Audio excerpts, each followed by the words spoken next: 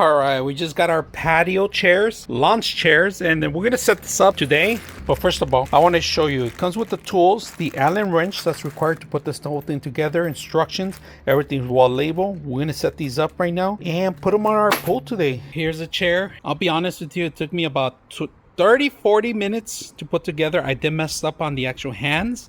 Now, one thing I had to do, I ended up moving the actual trays on one side so they won't hit either way. So that's an option you could have in there. This thing has Velcro, it comes off, of course, very simple.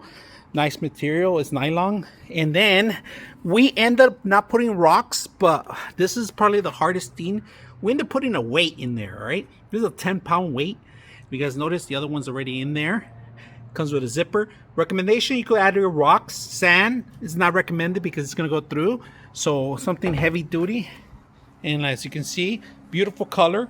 It's made for outdoor. It's not wood. It's imitation. It looks like wood, but it's plastic, all right? Now keep it away from any kind of shiny objects. You don't have to melt it because you have a cup or something that you leave it out there. It might damage your table or your chair, right? Now, if you notice, we do have a little table in the center. And of course, we could set up our umbrella here, relax. And that's already floating under 10 pounds. If you guys can see that, it looks beautiful. We have about maybe 2 foot off the water. It's perfect. You don't want to swim. You just want to relax and sit and watch the kids. This is a perfect way to do it. All right. So another great option is that if you don't want to put them in the water and you just want to keep them outside, you can do that. It's a great option. Now, you do need to have weights because they do float. Now, the only thing that didn't need weight was this table right here because it's all metal. It's heavy duty.